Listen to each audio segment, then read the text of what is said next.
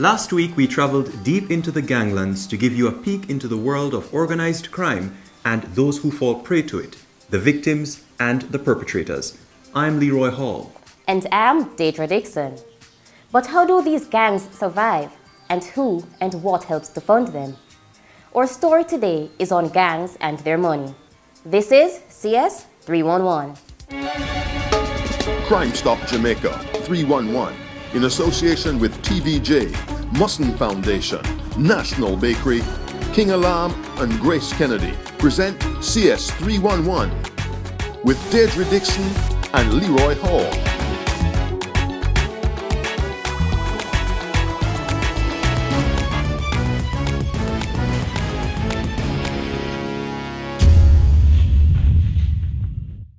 Most of us know about lottery scamming and the many innocent lives it has claimed. But other forms of organized crimes are thriving in JA and reaping major profits. These criminals build massive fortunes from illegal lotto, trading in illicit goods, and extortion, with no concern for those they destroy along the way. Just how profitable are they, you may ask? Here with us again today are CTOC, the JCF's Counterterrorism and Organized Crime Investigation Branch. Gangs are able to generate funding from a range of activity. In fact, the way we normally look at it is that gangs are able to exploit whatever illegal opportunity exists in the area that they operate. So if it's a case where they have access to lands that they can mine to get things like sand, they will engage in those activities. If they have the opportunity to engage in extortion, whether it is an extortion in the transportation sector or extortion in the other retail outlets and so on, they will engage in those activities. If it is opportunity for engaging in lottery scamming, then certainly they will engage in lottery scamming. And we have seen them certainly engaging in the whole issue of gambling. So they are able to almost monopolize that activity in their space. So anything at all that they can exploit, certainly they will do in order to generate their income. Sales of CDs that is used as a source where gangs are able to generate income and then to buy firearms and to buy ammunition. So certainly we have been seeing that. This is one area in which law enforcement is now becoming extremely aggressive because it is felt that the low detection rate in those particular areas makes it more attractive for organized crime to enter and to use this as a source of income to finance other illegal activities. If you look at the UN Convention on Transnational Organized Crime, it defines a criminal organization as 3 or more persons coming together and acting in concert over a period of time to commit any serious offense. And the commission of that offense is certainly to receive some financial benefit. They exist for a period of time. They exist to commit serious offenses, and those serious offenses, as we know them, could be the murder, the shooting, the extortion, the robberies, and so on. And certainly those are committed with the intent of them securing some financial benefit from those sort of activities. So it fits perfectly into the definition that is used by the United Nations Convention on Transnational Organized Crime. Reading the newspapers or watching the news can leave us depressed at times. Our first instinct is to look away, as long as we're not involved. But how long can we turn a blind eye before violence knocks on our doors? Crime can call on any man, guilty or innocent. But what was the motive behind the brutal attack in our next featured crime?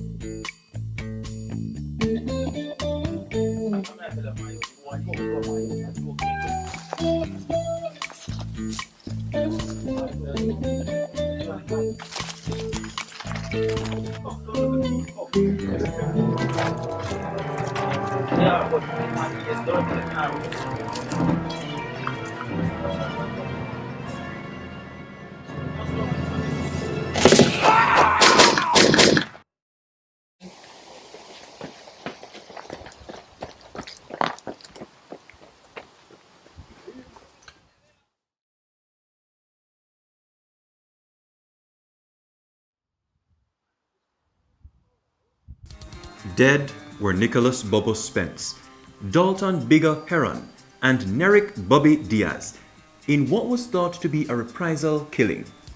All three were members of the same family and had received several threats before their death. The three of them that died, there wasn't somebody that making trouble or going around and making trouble or living bad in the district with anybody. So all the people in the area, when they hear that they died, everybody was saying that these three guys are are very humbled.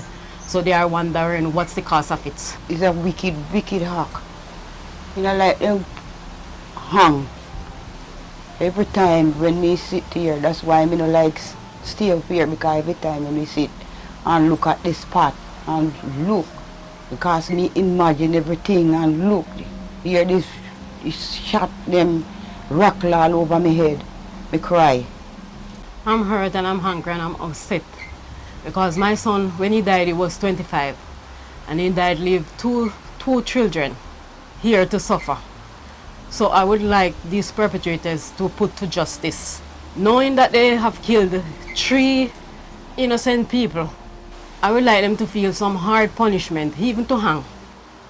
We traumatized about it, and up till now, nothing, no request, nor nothing. We don't hear anything about it.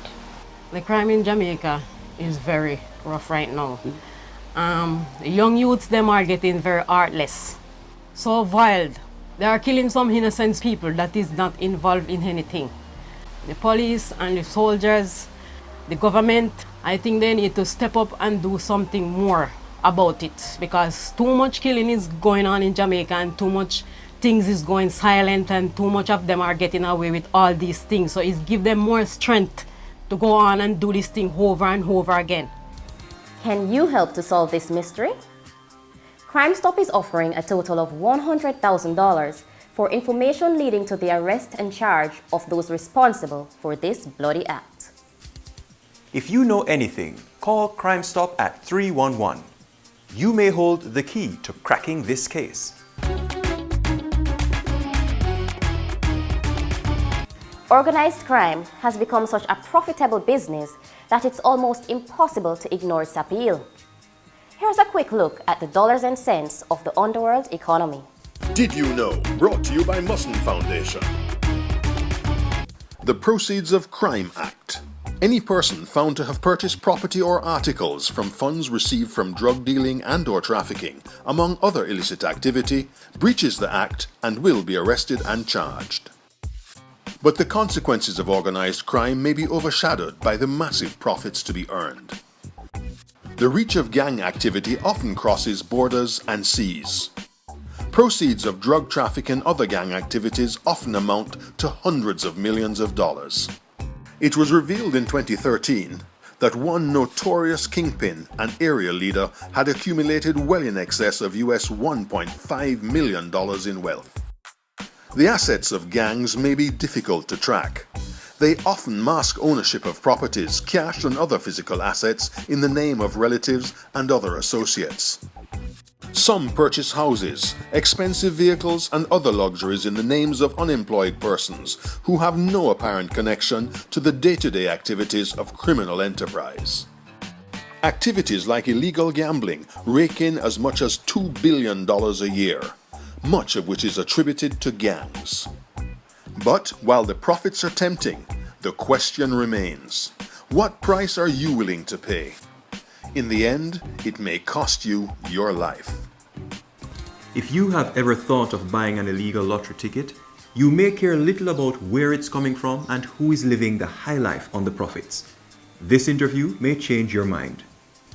How the illegal cash pot works is you can actually have one person who has one book, one pen, who's collecting the revenues for themselves. However, the more sophisticated networks employ a number of persons doing this activity who report to a middle manager and, of course, a larger manager. They use the infrastructure of the lotto company, so they watch the draws every day and they sell tickets to persons who want to buy. These levels of sophistication normally are linked to criminal gangs.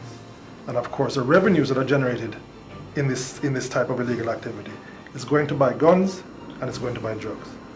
The BGLC is not really the only entity that's affected by illegal gambling. You also have the Chase Fund, you have the Consolidated Fund, and you have our licensees. Now, the Chase Fund is a critical part of our social infrastructure. The Consolidated Fund, of course, that's government revenue. And each of our licensees, depending on their category of license, is required to pay a certain percentage of their revenue over to these different funds. You have illegal cash pot, which is the largest report of illegal activity in the industry.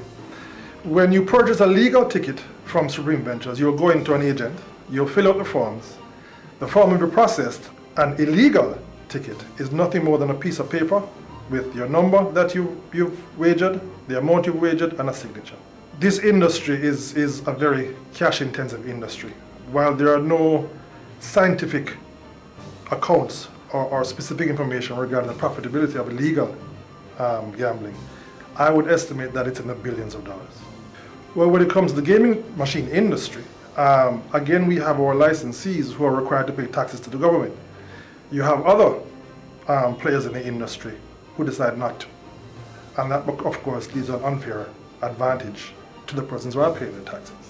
When that happens, of course, the commission intervenes and seizes the machines. The money that's generated by this illegal lottery is not only taking revenue out of BGLC's pocket and the government's pocket. As I indicated, it is funding gangs. These gang members are purchasing guns and they're purchasing drugs, which are affecting our communities, which are affecting our children, affecting our women. Well, the Betting, Gaming and Lotteries Act actually imposes fines on persons who operate without a license and also persons who purchase from an illegal vendor. The fines for operating without a license are up to $500,000 and up to 12 months in prison. And if you purchase from an illegal vendor, it is $200,000 or 6 months in prison. Since entering into the Memorandum of Understanding with Crime Stop October last year, we have seen a significant increase in the number of reports we received, which is a 300% increase from January to March 2017 compared to 2016. And on top of that, we have seen a 500% increase in the number of arrests. The relationship that exists between Crime Stop and the BGLC is that persons use Crime Stop as a medium to communicate, to pass on information about illegal activity. The benefit of using Crime Stop is it's 100% anonymous and their identity is safe. Here's this week's Watch That Scam.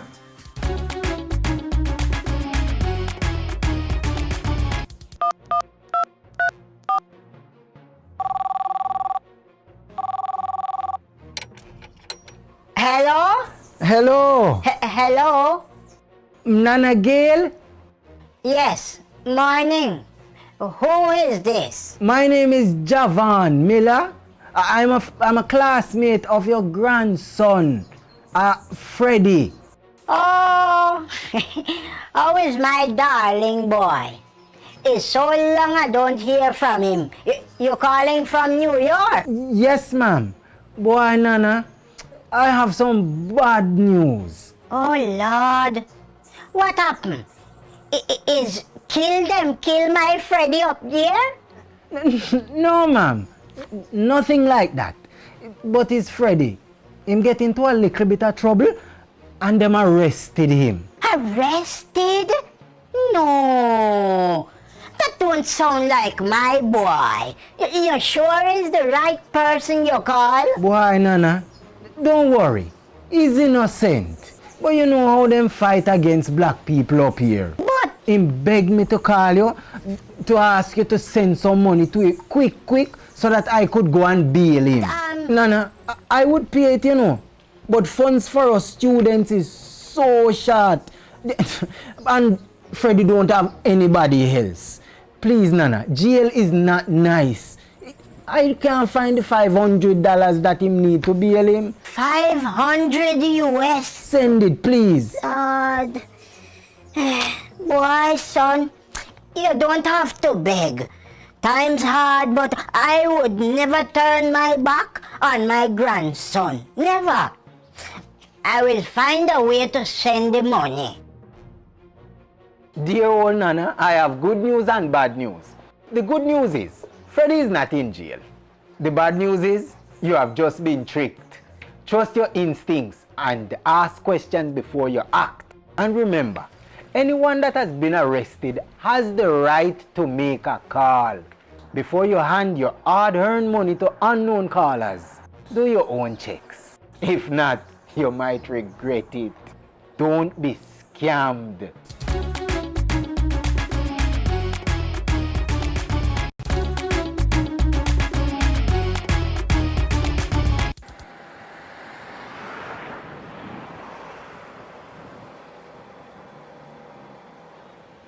Omni Muse, Maypen, Clarendon.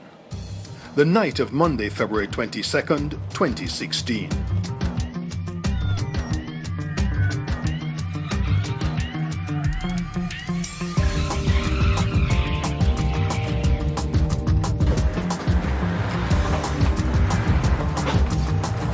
Mr. Beresford Shorter and a cousin had just pulled into the driveway and opened the grill gate when two gunmen suddenly attacked.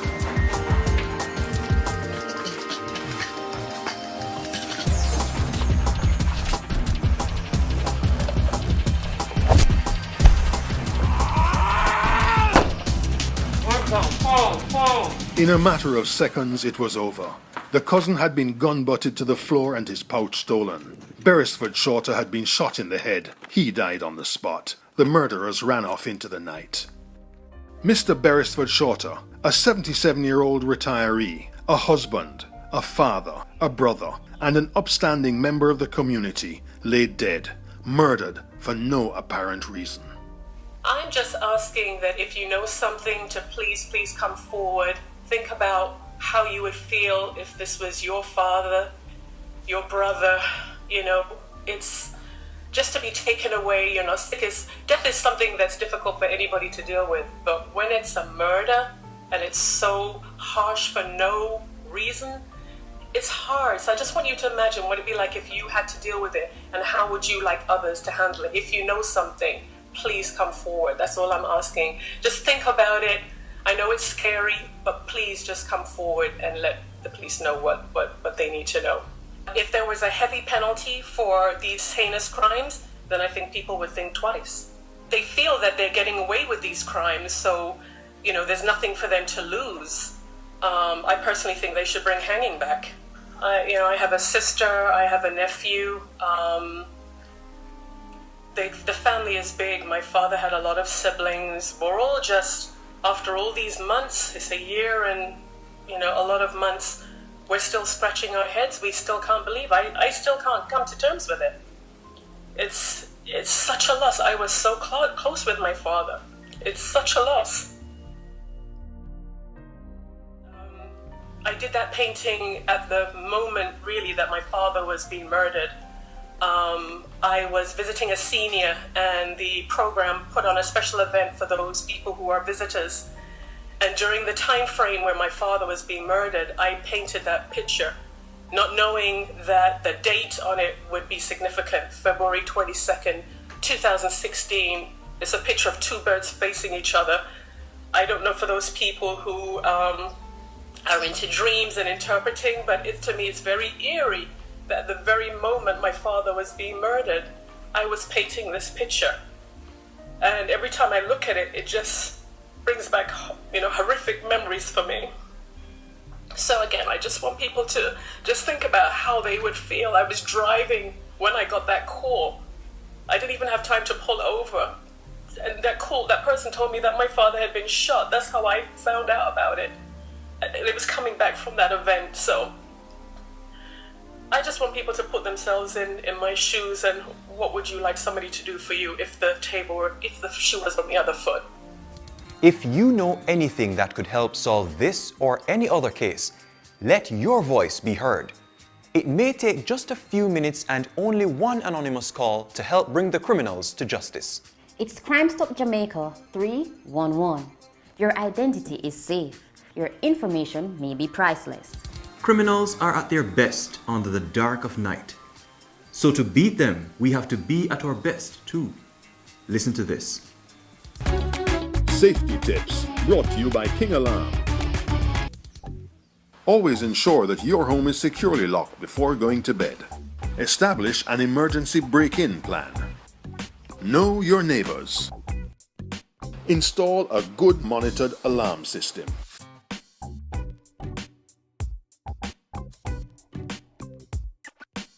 Okay, vulnerable at night. You're going to be very vulnerable in areas where lighting is very, very low, where you're going to be carrying a cell phone or two, a handbag. Ladies walking in heels are going to be very, very vulnerable because they're not going to be able to get away very quickly. Maybe you're off to some event or going for food with friends. Don't display lots of jewelry, which will be a very attractive feature for thieves. Keep your jewelry and your belongings close to you until you get to your venue, and then you can display them. Whilst driving at night, you want to keep your doors locked, you want to keep your windows up. The traffic's going to be moving a lot faster at night because there's less traffic on the road. Be careful, a lot of drunk drivers around.